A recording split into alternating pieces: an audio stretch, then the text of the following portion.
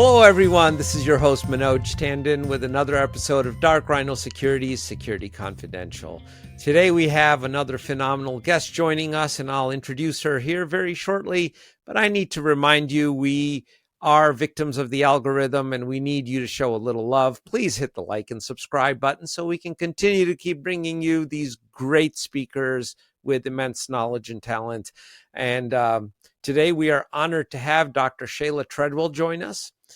Dr. Treadwell is an executive leader. She specializes in risk management, cybersecurity, and IT assurance. Many, many years of experience in the arena.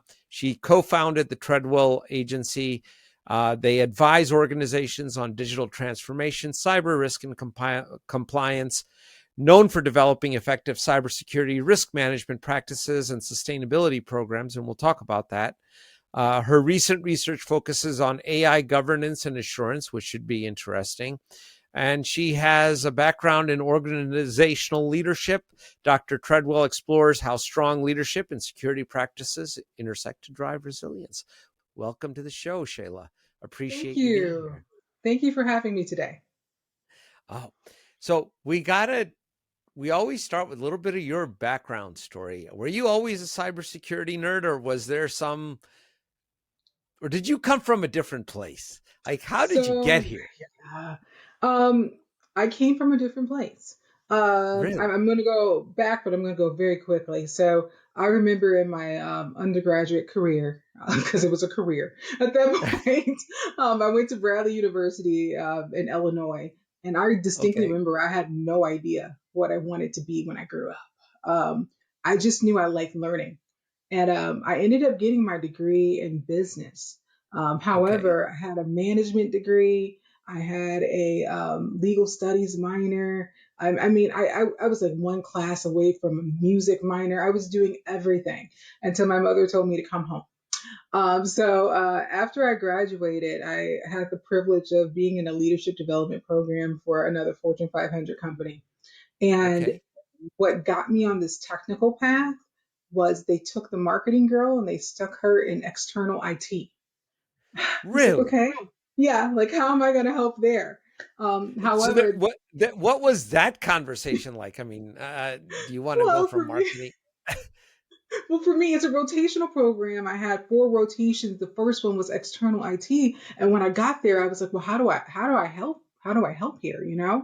But that was the first time I had an opportunity to understand how technology impacts external customers. From Okay. there and building out SAP systems and CRMs and things of that nature, I was like, okay, next rotation, where am I going to go? And then they stuck me in an internal IT. I was like, okay, like there we go, another IT one. And Okay. from there, that kind of writes it. I had the distinct privilege of when the Obama administration launched the Affordable Health Care Act, and suddenly, you had insurance companies that had to talk to consumers that were not businesses for the first time. I got a chance to work with a huge healthcare company and I ended up working in a project management role that helped balance our back end developers, front end Okay. developers, and as well as our communications teams, because there was a need in the industry to really break down those technical things in digestible chunks to make sure everybody was on the same page. And from there, I started learning a lot about regulations, started learning a lot about security. HIPAA suddenly became something that I had to know about. Um, Yeah. but I will say that once that was launched, what really kicked off me converting completely from not just a technical role, but into a cyber role, I got a chance to work at Discover Financial under a phenomenal leader that allowed me to be his chief of staff. And Wow. yeah, I know. I'm like, wow. And at first it was like, you just want me to do your PowerPoints and your speaker notes? That's it. However, I quickly learned that I needed to understand everything. I needed to understand how to run, and I know I'm going to date myself, but how to run an information security program. What did that mean? What did it mean to understand cybersecurity? Because um, At that point, I was in my doctoral program, and with my research, what I learned is that traditionally, the only thing that mattered to companies was money. So therefore, when we start True. looking at information security and things of that nature, the information we were protecting was dollars and cents. That quickly expanded. And so what we now know of as cybersecurity, it's this beautiful Venn diagram with the two, and it expanded rapidly. And I wanted to understand what we needed to protect, how we needed to protect it, and what it looked like in today's society and business. Because the reality is we've been encrypting data for a long time. Now, given it may have started with writing messages on the skulls of Sure. messengers, letting their hair grow and then shaving their head when they get to the Yeah. other location. That's a form of encryption. I don't recommend it. But it evolved very quickly. So for me, I always wanted to understand the boundaries in which we work and how do we strategically navigate that and building those partnerships across the board with all of our technical partners and protecting the things that matter the most. So my journey into cybersecurity was an interesting one because it evolved from me understanding business objectives and then being able to translate them into those requirements. Which has been a huge gap with a lot of technical practitioners, at least, right? Because they Yeah, have a very hard time converting, you know, technical controls and technologies into a language that a business leader is going to really care about. Is like, does this save me money? Does this make me money? Does it preserve my money? Does it do yeah, any one of those three things? absolutely. But I mean, you're spot on because when you start to look at cybersecurity, given it's not as new now, I mean, if you would have talked about 20 years ago, it's still been technically kind of new. Yeah, But when you start to really look at that, what you realize is that the foundation of businesses and the way that we operate those functions from a risk perspective, it really makes us think about holistically what we're pushing for and how do we align business goals. Because the reality is, no cyber team can be successful unless you understand the business in which you're serving. What's their risk appetite? Is it an organization that can take on a little bit more risk, or is it something highly regulated where we have to be risk adverse? And how do you build programs to do that? and Shayla, that's been a big controversy on this show, at least, is how the heck do you actually measure risk? Because there's all. I'm not. We're not going to waste time with all the different techniques and permutations and combinations, but this is always a debate of how do you assess risk, and how much can you actually accept? How much can you transfer? And Yeah, how much do you mitigate? Those are the only three things you're doing with risk. That's it. absolutely. It comes down to Absolutely. those simple things. So you might be in an organization where you could throw caution to the winds and say, we'll just do endpoint. That's good Yeah, enough.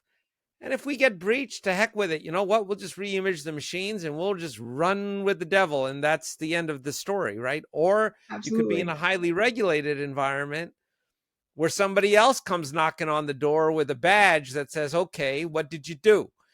Absolutely. Absolutely. But it's about who and what you're protecting. I think sometimes in organizations, we really don't think about it in those terms. I think that's the reason why I love to emphasize to people that information security and cybersecurity are not the same thing. However, they do intersect. Because when you start to think about information security, it's really about the business a lot, a whole lot. When you think about cybersecurity, there's, of course, proven standardized methodologies that we must implement from a cyber perspective. But cybersecurity cares about cyberbullying. Cybersecurity cares a little bit more about reputational things, even if it's not necessarily associated with the business directly. Whereas information security, it's really about the business, and that's the forefront of our minds. Um, I, I, I I try to make sure that I tell people that cybersecurity is so practical. A lot of times people envision cyber folks in the basement with a hoodie on and a matrix screen. That's not real. That's not how it works. We go to work every day in and day out, just like everyone else. We have goals, we have KPIs, and the adversary has the same exact thing. So we have to really make sure that as the world evolves and the way that we look at things, it's a little bit different. I mean, Domino's is a tech company. And nobody wants to Yeah. talk about that. So yeah, Now, yeah, absolutely. And absolutely. you look at so many companies out there that could be their core operations or logistics, although they might be in the Exactly. shipping industry, right? I mean, or they might be in healthcare, but they're really a logistics company because they could Yeah. be doing mail order drugs at a steep discount. There's a whole bunch of Yeah. those out, right? Yeah. So, but that resilience, then, if you're going to bring resilience into the picture, where do the people in the organization fall on the continuum of building a resilient program? And how the heck do you counsel them to get them to do what you want them to do? Since you're a organizational behavior expert, Yeah. we want to know the answer to this. This is a tough one because when you look at enterprise risk management and you start to look at the subsect of it being operational risk management, under operational risk, of course, we understand we have various pillars. One of those pillars is cybersecurity or information security, depending on the organization. It can be two separate things or one thing. However, resiliency is actually a separate pillar from cybersecurity, and most people don't view it that way, but technically it is. And when we look at Yeah, resilience, we have to also look at business continuity, service continuity, disaster recovery. And I mentioned those things on purpose because they're not the same. And depending on what business you're in, plans around it doesn't look the same either. If I could pick on credit card companies, I used to work for one. If I'm looking at a credit card company from a service continuity perspective, it's about my customer. If things go down on our side of the house, do I stop my people from being able to swipe? Is that a reputational risk that I'm willing to take on? Absolutely not. So in my service continuity plan, okay, we'll figure it out. We'll figure it out because I don't want that to happen. But from a business continuity perspective, what's the impact on the business if we can't capture what the heck is happening out there and what these people have right, purchased? It's a different perspective. And then when you think about disaster recovery, okay, something bad happened. How do we fix things right now? Like, how do we get stood up right now?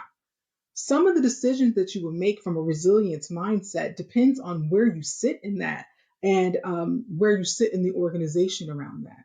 So I often tell people when you're talking to the business or whoever's delivering in this space, be mindful of their perspective because when you're looking at this at a systems view for the organization, you have to weigh those properly. And it's an unusual balancing act that the organization needs to play to make sure that the organization not only maintains delivering whatever service they have, but also being able to continue as a business holistically. You don't want to do right. something that's going to bankrupt you. Those are the weird nuance conversations that a lot of people don't like to have, but they're absolutely necessary, especially as we have evolution in technology and our capabilities at this point in time. So, in that reference, then cybersecurity is really in, or I should say, infosec, because cyber really is just a subset of infosec, Yeah, um, right? Um, it's a people problem. It's a process problem that is mitigated by technology, but it is not a technology problem. I agree. But you're talking to an org psychologist, so of course I'm going to agree. But yes, that's what I feel. So I always tell folks when we talk about people, process, and technology, I literally look at it in that order. Simply because at the end of the day, it's about our end users that are within our organizations. It's about the people that we're servicing or providing something to, and it's about the adversary. Those were all people. Yes, they So, are. keeping that in mind, technology is a tool.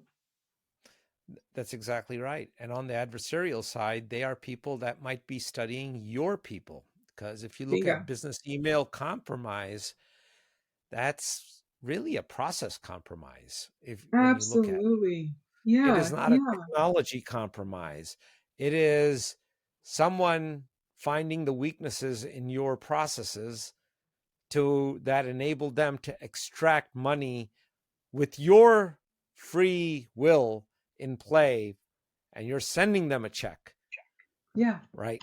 And that's just one example, but it is absolutely a good example.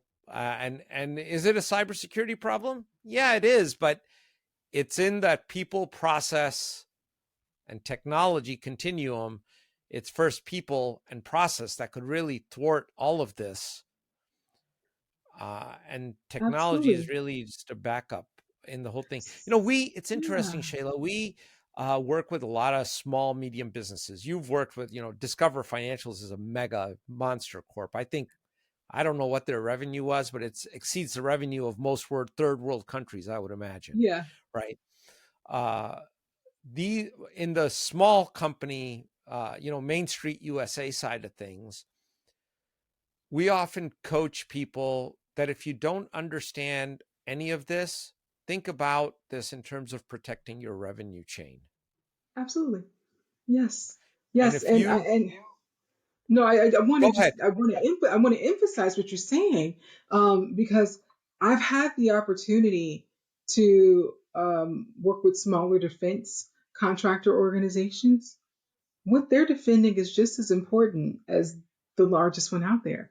Whether they have what they have access to is just as important. So I always tell small and mid-sized organizations, don't count yourself out, and remain vigilant even though you may not have the most revenue. What you do is equally important, and we have to make sure that that's protected. It's just that the impact, if something hits you, is greater because of the size and scale of what you do. So actually you kind of almost have to be a little bit more vigilant to make sure you're protecting yourself.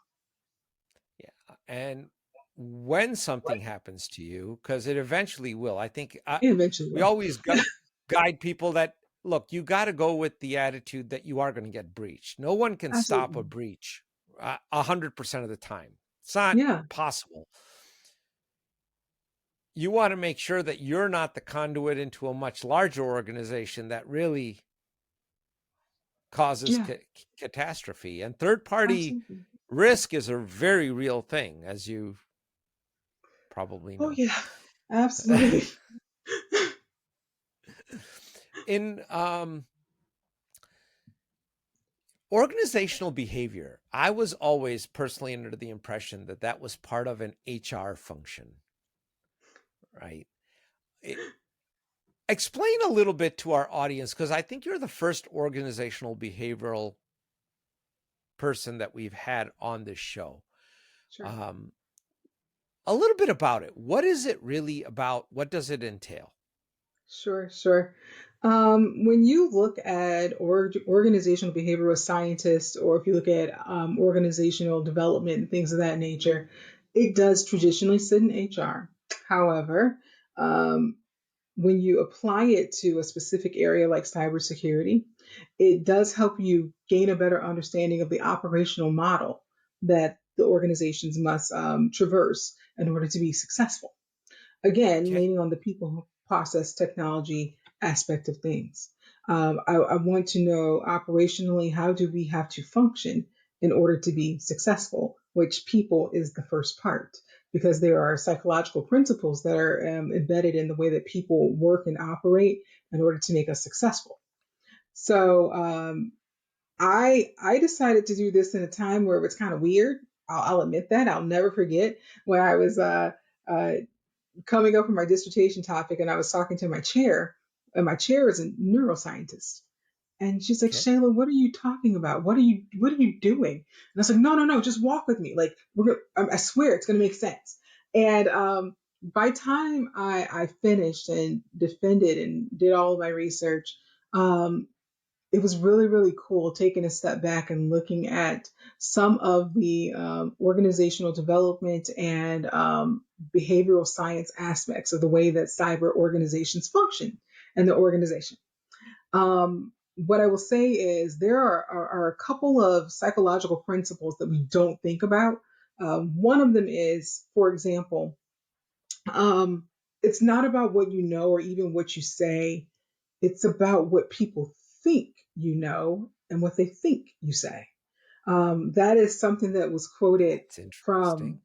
the author of The Suggestible Brain. He's brilliant. I love that book. I would highly recommend it. And the reason why that's important in cyber is because you have to understand the level of influence that cyber leaders actually have in their organization. We're not the decision makers. We're not at Yeah. all. We're No. constantly giving recommendations to people to tell them what they should and should not do. So, to be able to have some of those operational principles and behavioral science concepts back of mind as you are trying to build and traverse information security programs actually ends up helping the organization because you want to ensure that from an influence and understanding perspective that you're delivering things in a way that's comprehensible to the holistic aspect of how the organization functions. Um, that's the behavioral science aspect of cybersecurity.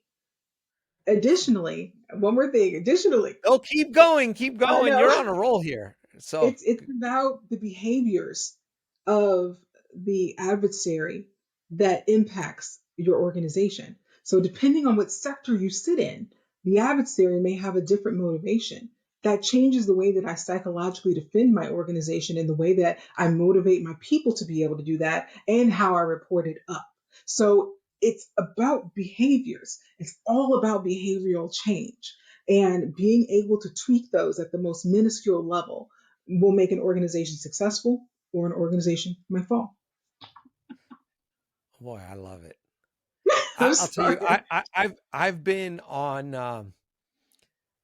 the a pro. I've been on a mission.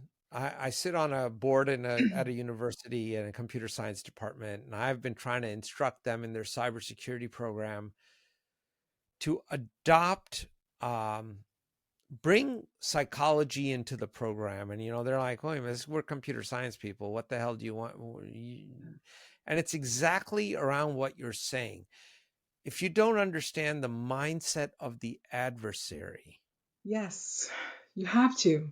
then how do you defend against that? Because I'll tell you, like, you look at the MITRE ATT&CK framework, okay, Mhm. and people typically say, okay, let's take MITRE ATT&CK, and that outlines all the permutations, well, not all, but a whole bunch of permutations and Yeah, combinations in which people get infiltrated and techniques that are used, et cetera, et cetera, et cetera.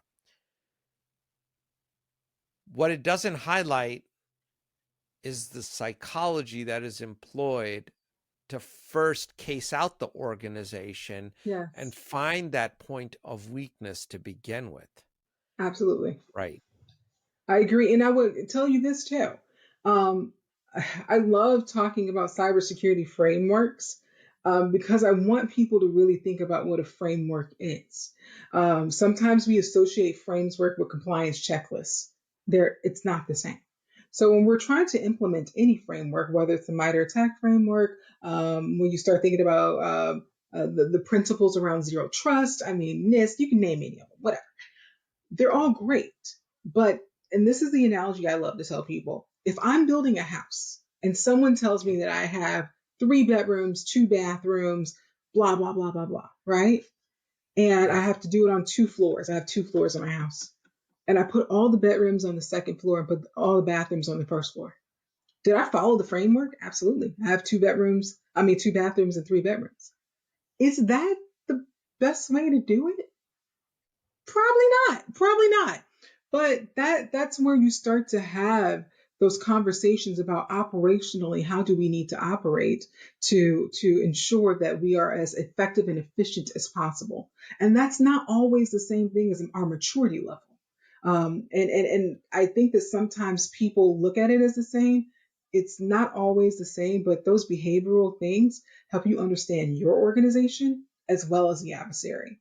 And for me, I love training and awareness programs. I think that they tell you a lot of dark data about your organization. I know that's my other hat that comes on when I say that. But for example, if I did a phishing simulation and we're doing them month after month and our our click rate is pretty low.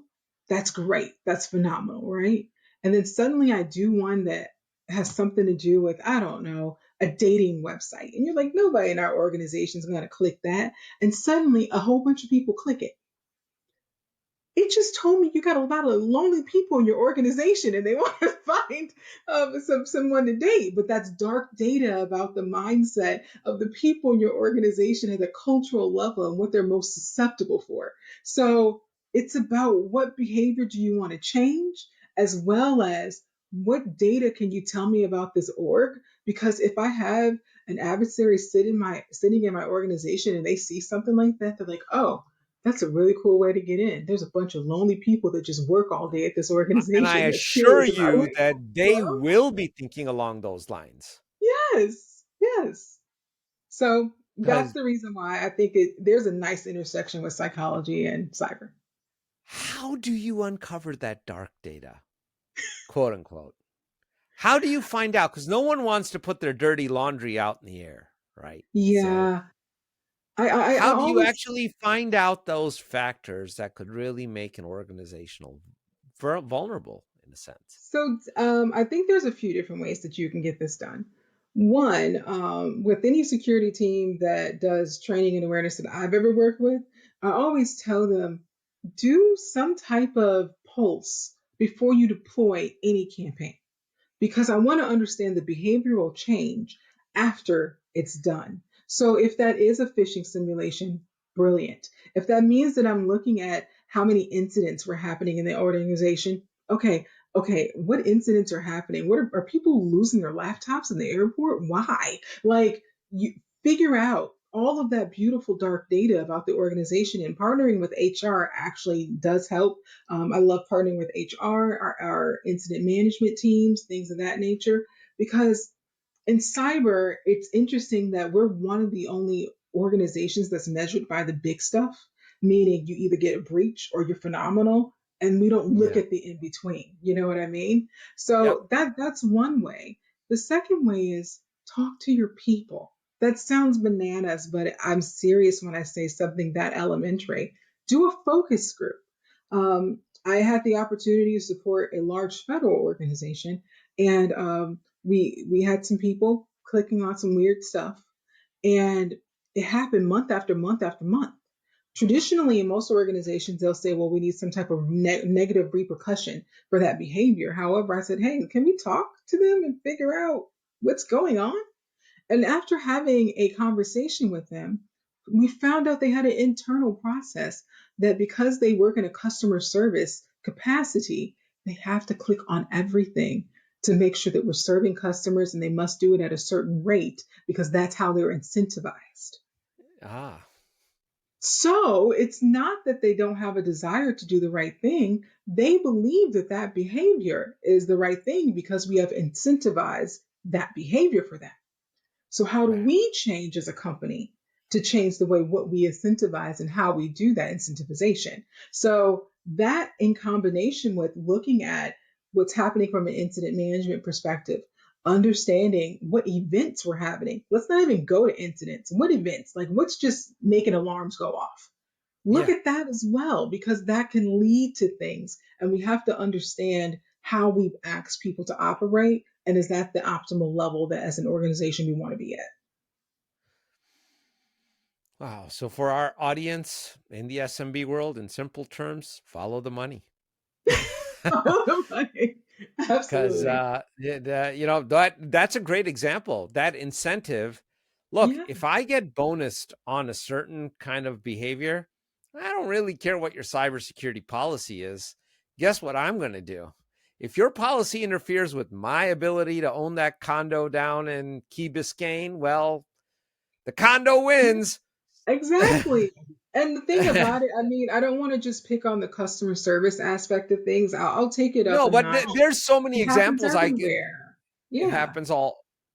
How you incentivize people, and not just how you measure them, is going to the KPIs you've put in place are going to drive behavior, and it may have a lot of unintended consequences. Boy, you know what? We could take up three shows talking about that, because there's a couple stories there that I could tell you about. You'd be like, wow, that's a good one. You Yeah. know, the and it had nothing to do with technology in cyber, but it resulted in a lot of cyber losses.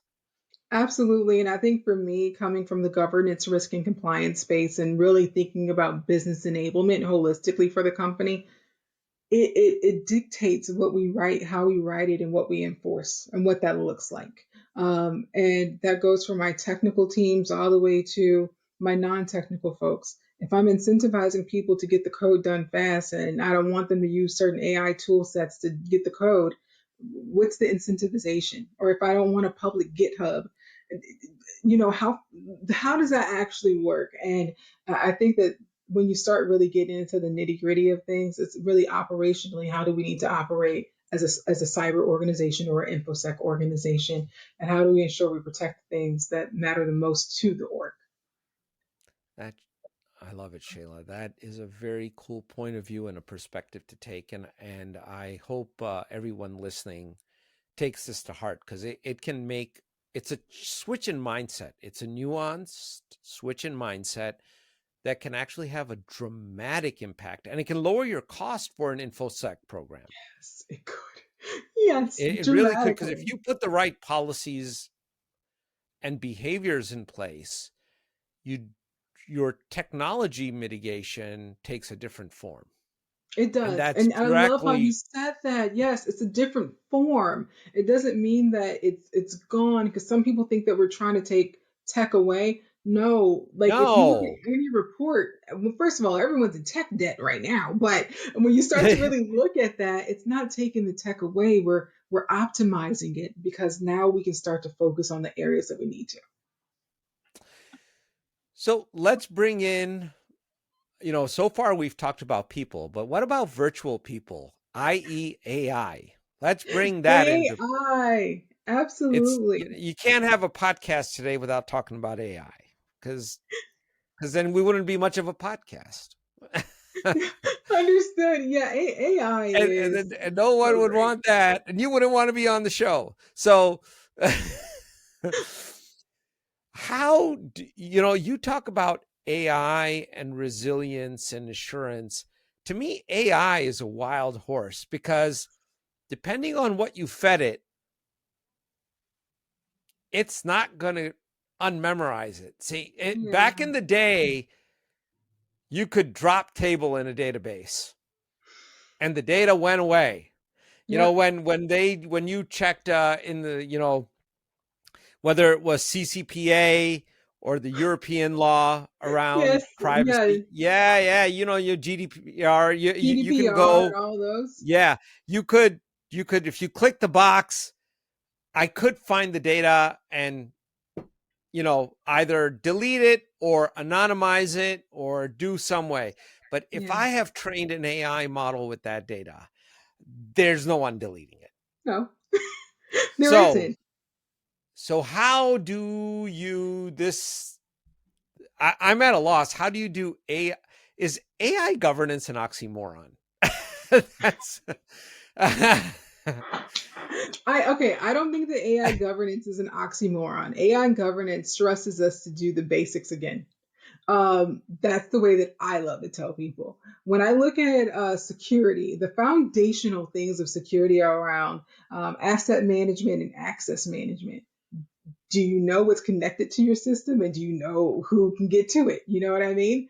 And when you start to look at things like AI, specifically large language models, I'm not going to go into deep learning and things of that nature, because it can get a little crazy, because AI is its own little ecosystem or universe of yeah, and people don't. There's about possibilities. 23 different ways you can execute AI. It's not just Yes, LLMs. it's not just LLMs at all.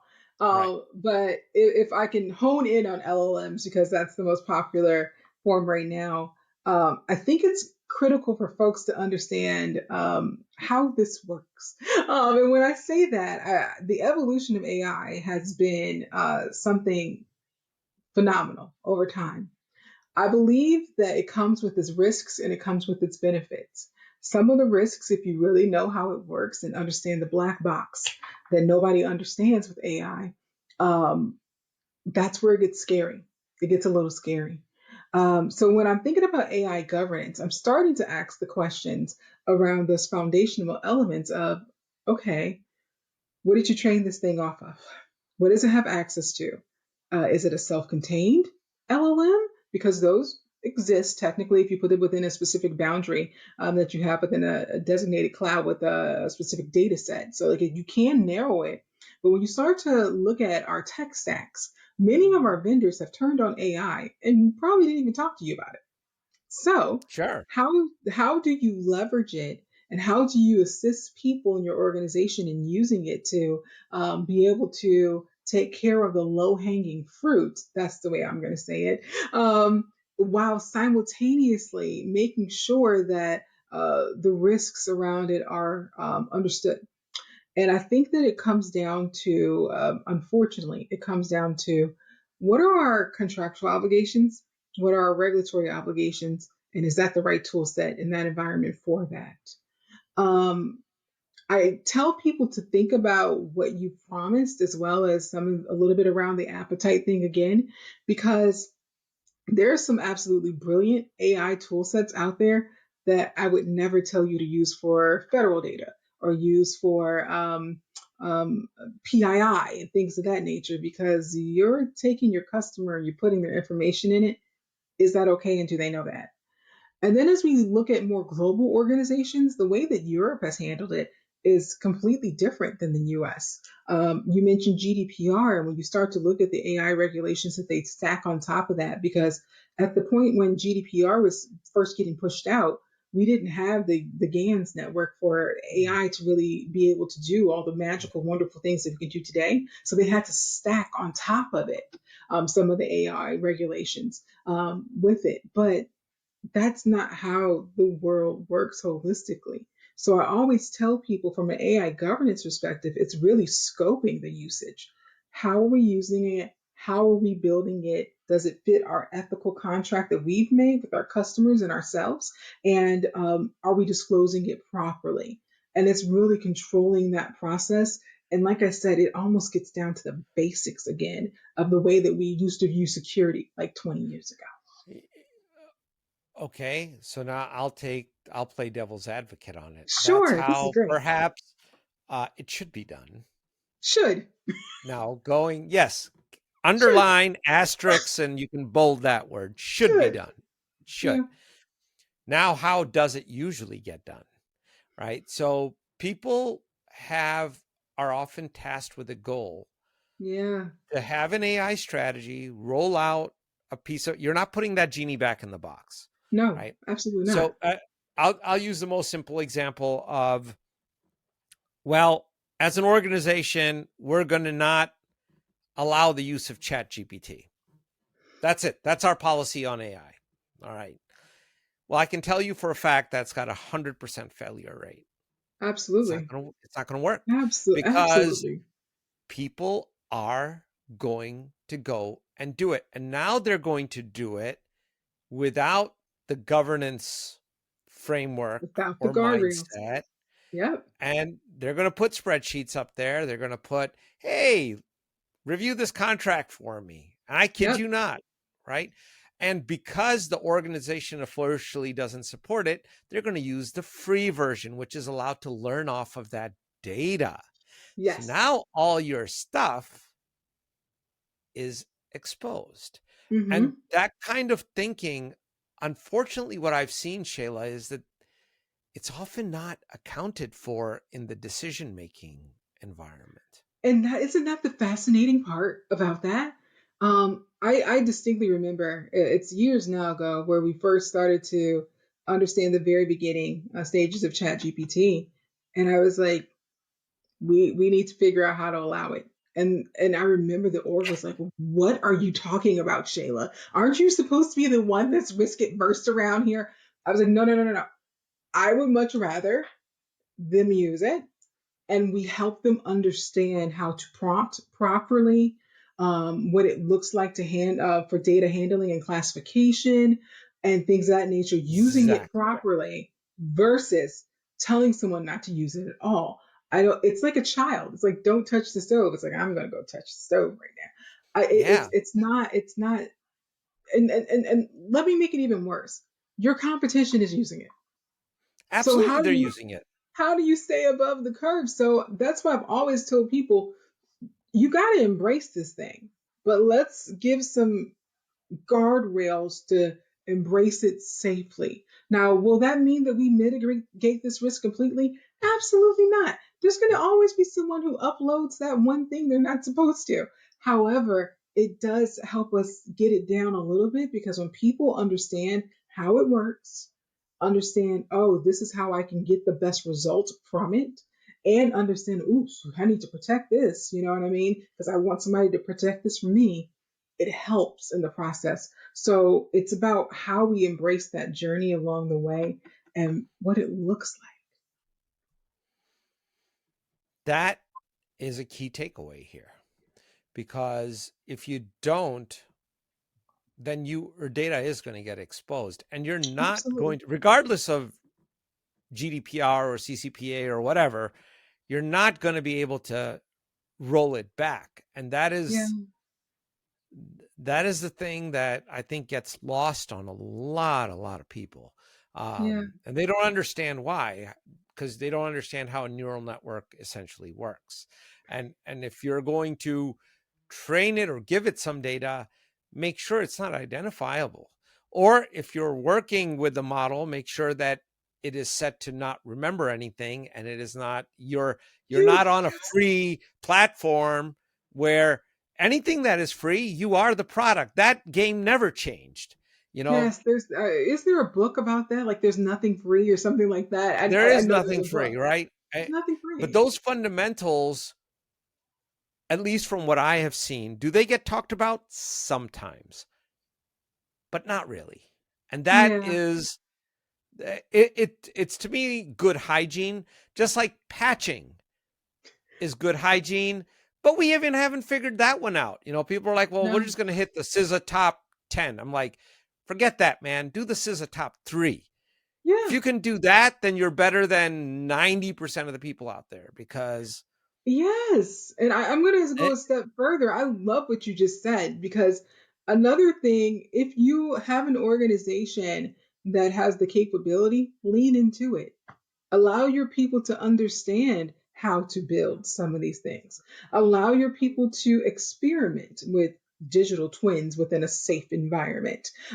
Because I think that the more that you learn about it and the more that we encourage people to use things in a safe environment, the more people know how to protect themselves, and that extends to their family all the way to their jobs. It's about protecting people holistically.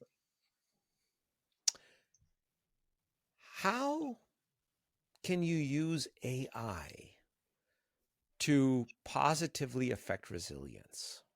Has that come across your desk yet? No, no, it has. And the way that I've seen it done, it traditionally, if we have like a tabletop exercise and we're doing a digital twin of a network or something like that, then Uh you can huh. actually play out the entire thing and you can watch the catastrophe just happen.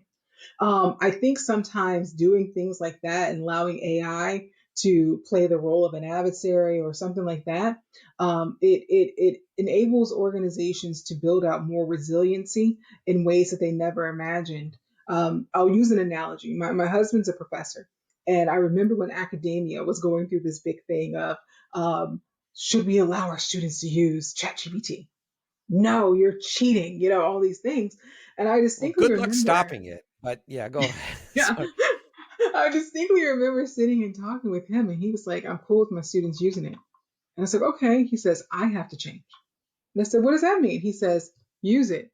And then when you bring your paper to class, switch it with your partner. And I want that person to think about how they could have made that better. It like use it as a tool to help us get better. And I think that sometimes we veer away because people want quick answers. We've taken jobs and we compressed all the jobs so that it's not one role anymore. You got like one person doing three roles, and so you're trying to get things done as fast as possible. But I think that there is something to being a SME, being a subject matter expert. Um, I, Absolutely. I want people to know that. I forgot who said it. He was a brilliant guy. He worked and built a lot of AI models, but he was describing how and this is back in the day when hallucinations ran rampant. He was asking ChatGPT for a chocolate chip. I'm sorry, for some code. He wanted some code, and it came back with a chocolate chip cookie recipe.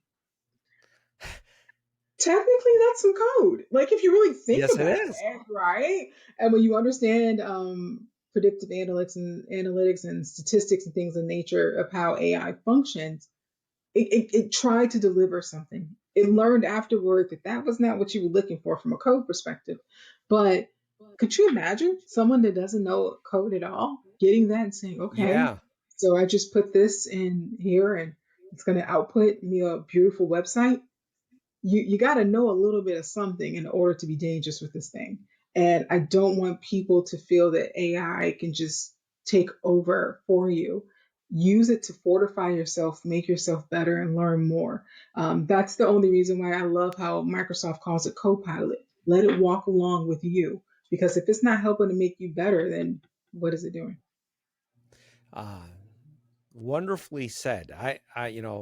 Being an engineer, I'm always a little biased on this. And back in the day, when we were going through engineering school, AI, of course, was not a thing. I mean, there was Yeah, talk of it, and we never had that stuff. um, no, and then the compute power was so limited, it wasn't even funny. But it was never about the answer. The one thing was always the answer was worth a point. And most tests, there was no multiple choice in engineering back then. It was Mhm. all, well, there's 5 questions, pick 4 that you want to do. Yeah, And all the value was in the setup. Do yeah, you understand the physics and the mathematics so that you can use that recipe to solve the problem? If you can set it up, the actual calculation in the real world, if you're practicing, no one's going to believe your number. There will be 100 people that are going to check and recheck that stuff yeah. before anything Absolutely.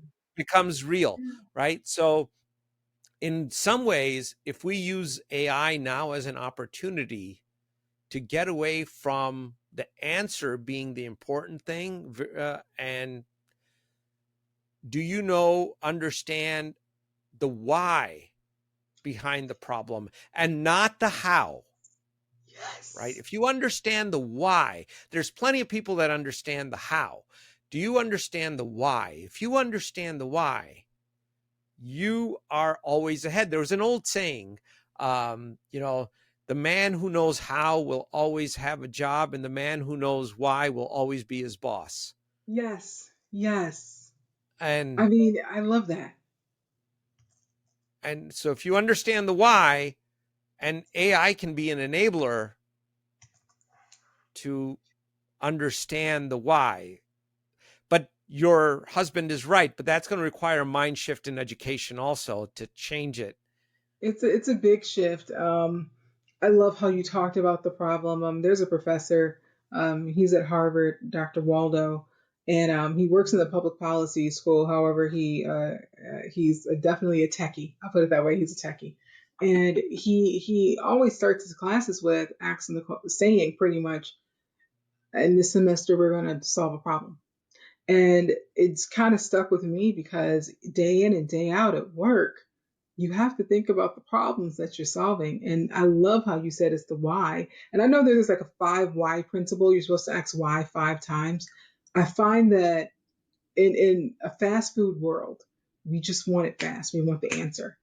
Sometimes understanding the why and the process, that's where the meat is. That's how you can shave down time when you're building something. That's how you make those modifications and those upgrades. It's not in what happens at the end.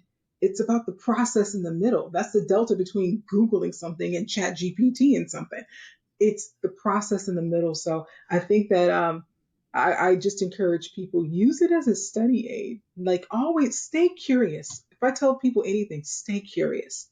Staying curious lets you to continue living, and especially in the cybersecurity world, figure out that in between, that why. With all these cool tool sets we have, we can do some good work. Shayla, it's we could continue this conversation for a long time, but we're at the hour, and we wanted to give you a chance to plug anything that you would like our audience to know about you, or whatever subject you'd like to let them know about. Sure, absolutely. I think one of the biggest things right now that's near and dear to my heart, I'm actually the co-chair of the Cybersecurity Summit in Minnesota. And Okay. for the summit in Minnesota, it's very unique because people are like, Minnesota, where did that come from? I get that all the time. But Minnesota, for critical infrastructure, the 16 areas of critical infrastructure, they have headquarters for each and every one of them, unlike every other state. So it's actually a pretty big deal for them. And at this summit, I would encourage if anyone's curious about anything and you can come out or if you can log on or something like that, please do because we're having conversations around being fearlessly forward this year in a world where it feels like sometimes we're standing still or things are coming at us left and right and we don't know where to go. We're discussing how, as cyber professionals, how do you become, get fearlessly forward in the way that you're working on things, whether it's quantum, AI, all these wonderful things. What does that mean? And what does it mean to critical infrastructure here in the US? The summit is Wow. October 21st through the 22nd. And like I said, even if people can't come, you can find us on LinkedIn. We post things all the time. I just want to further education and make sure people understand that even if you're a novice in this space, this is a wonderful opportunity to connect with some good people and some good tracks so that we can continue working together to promote cybersecurity and building a more secure future. That's fantastic. And Shayla, if people want to get a hold of you, is there a means by which they can do so? Absolutely. I highly recommend that you connect with me on LinkedIn. You'll find me at Shayla Treadwell on LinkedIn. Please send a message. I love connecting with people. I have a queue I got to get through because I owe people a couple of things. But please connect with me. If you have questions about anything, I'm the person you can ask a question. I'll try to answer it. If I don't know it, I'm pretty sure I know somebody who probably does. I feel that in this community, we want to make sure that we support each other. A lot of times people make things a competition. Nope, we're all on the same side. Let's go ahead and go out there and do good things and work together. And even, like I said, even if you're new to this, from a knowledge, skills, and abilities or KSA's perspective for cybersecurity, don't ever think you're not qualified. I don't care if you have a communications degree, a marketing degree, or if you have a computer science degree. Trust me, you probably have a competency that we need. We just got to make sure you get in the right spot. That's all. Great words to end this podcast on. Shayla, it's been a pleasure to have you here. And don't be a stranger. Come back. I won't. Absolutely. Thank you for having me. I really appreciate it. It was a blast. This hour went by way too fast for It me. went by way too quickly, and we could have continued. We didn't even get through the questions, and I knew that would happen, but that's okay. That's okay. It's all good. It's all good. It was a fascinating conversation, and we deeply appreciate your time, and we'll love to have you back sometime. Thank you very much. Thank you.